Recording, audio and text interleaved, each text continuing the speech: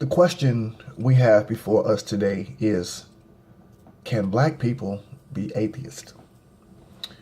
Can black people be atheists? Now, the first thing we have to do is define what I'm saying is black. Black is not a color of skin. I'm obviously brown.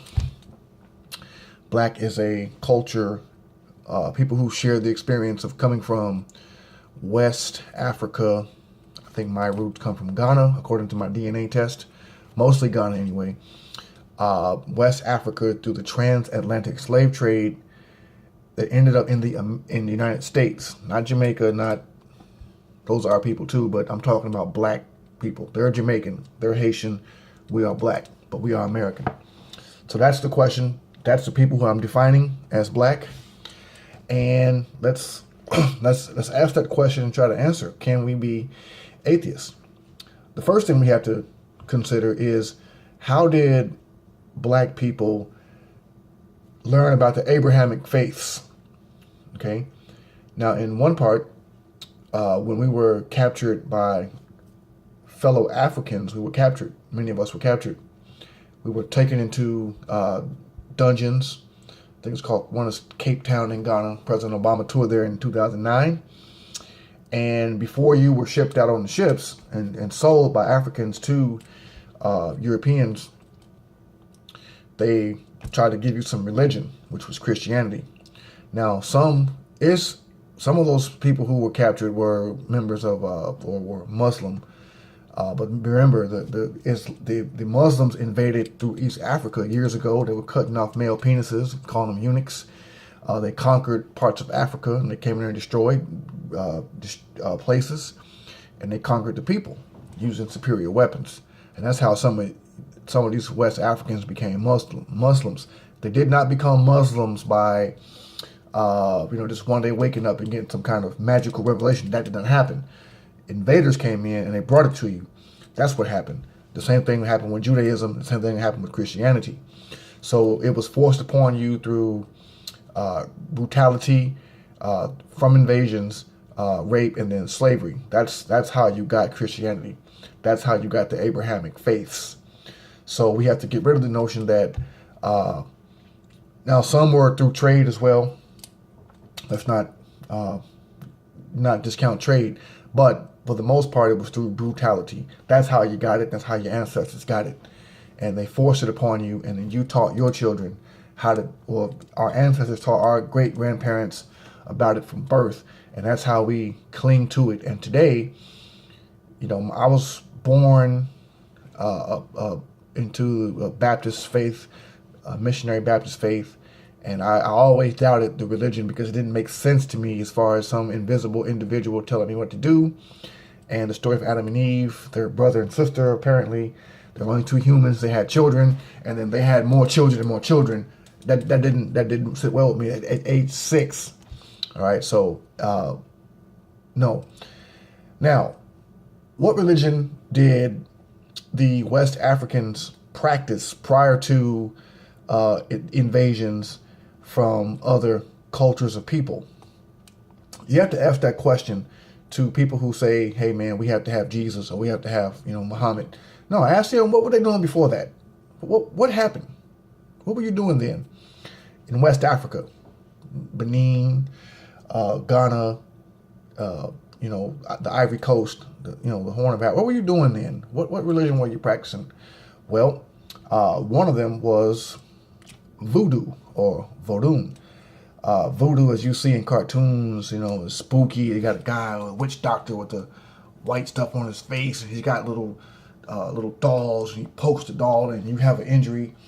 That's voodoo.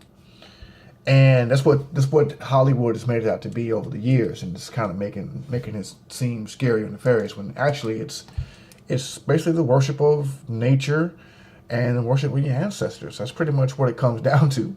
What's wrong with worshiping or giving thanks and praise to your surroundings? The trees that give you oxygen, the water that gives you light, clean water gives you life.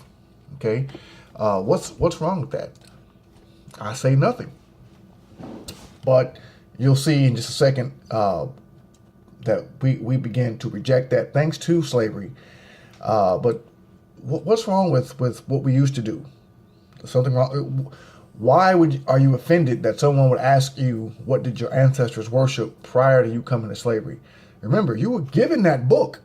They gave you that book when you were in slavery. You couldn't read it, but they gave you that book so you could worship the God he told you to worship. And you still do it today.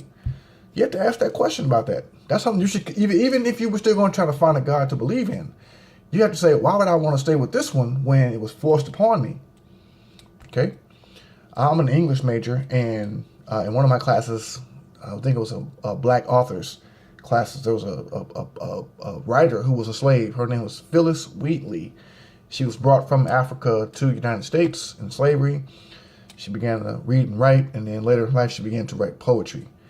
And in one poem, she wrote it, I believe it was in 1770, it's entitled On Being Brought from America, or from Africa to America. The first line of the poem goes like, well, I'll read the passage. It says, "'Twas mercy brought me from my pagan land, taught my benighted soul to understand." So she believes she came from somewhere that was pagan, it was bad. And slavery is what saved her. You see? That there's a God, that there's a Savior too. Once I redemption neither sought or knew. Some view our sable race with scornful eye. Their color is a diabolic dye. Remember, Christian, Negroes, black as Cain, may be refined and join the angelic train. So, again, I don't blame her for what she wrote, because there are also questions about, did she not really believe that? But let's say she did.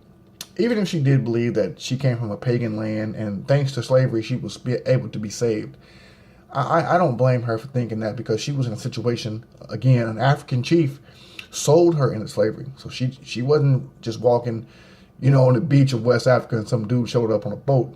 She was captured by another African, but that's another story. So she wrote this poem asking or saying that it was best to go to slavery so I can get Jesus. Now, in her situation, I get it. But today, in 2017, June 4th, we can't think that way anymore. We can't think that it's perfectly fine to worship what the slave masters gave you while they were oppressing you, raping your people, beating you, hanging you, selling your children. You can't do that. This is not to mean that today people are evil. That's not the case. I'm saying at that particular time, slavery was what was going on, and they told you you're going to have this religion. And that's something that we have to think about when we consider why we practice a certain religion. Okay?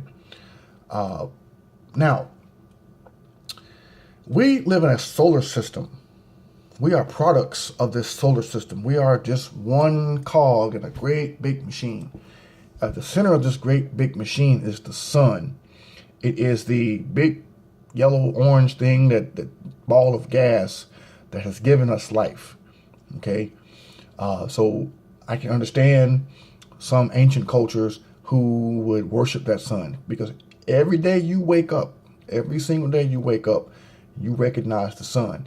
Even a blind person who can't see the sun recognizes the sun in one form or another. That's just a matter of fact. The sun gives off heat. The sun gives off radiation.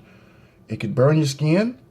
It helps grow trees and the grass and the greens. It does a lot of things for you, because we exist only because of that sun. If that sun goes out, that's a wrap. It's over. It's an immediate wrap. You are here only because of the sun. Now, the other factors after the sun, which is our atmosphere, and that's all scientific or whatever. But without that sun, you aren't here. We aren't here. We're not here today. Okay, so there could be sun worship. I get that. Now, if you ask me, hey, what do you worship? Well, first of all, I don't worship anything. I don't worship anything. I do recognize the sun, even though it doesn't require me to do so. It doesn't require me to think about the sun every day. But every day I get out, look at the sun, I go, man, without that, I'm gone. I recognize that. But there's one more thing, even before the sun. Energy. Energy, if you follow science, has always been and will always be. You can't create it. Now you can manipulate it, but you can't create it. Energy also doesn't require me to do anything. Doesn't require me. It doesn't care about me. It doesn't have a plan for my life. Energy doesn't care if I die today. It does not. It's not concerned. It doesn't think about it. It's not a cognitive being. It doesn't think about anything. It just is. And without energy, there's no me. There's no you. There's no sun without energy. So those are things we have to consider. So back to the original question. Can black people be atheists? Remember who black people are. Black people are the West Africans who were brought here through the transatlantic slave trade to the United States. Jim Crow, the whole thing. It's an American black. Jamaican, you can have your own discussion. I'll listen, but I'm talking about us today. You can. Okay? At the same time, you can recognize a supreme being energy. Even though it's not an individual, it's not a person. It's everything. It is the being. We are part of energy. We're part of it. Okay? I'm moving here on this video. I'm expanding energy. Okay? So I say yes, but I do recognize that supreme being is energy. I do recognize another supreme being. A supreme being to me directly is the sun. But I don't have to worship these things. I recognize their existence because without them, there'd be no me. All right, so think about what we're talking about. Comment, share, subscribe, whatever you got to do. Welcome to Ray's Motel. Okay, have a great day. Enjoy your life. Cherish your life. And we'll get back to you on another video.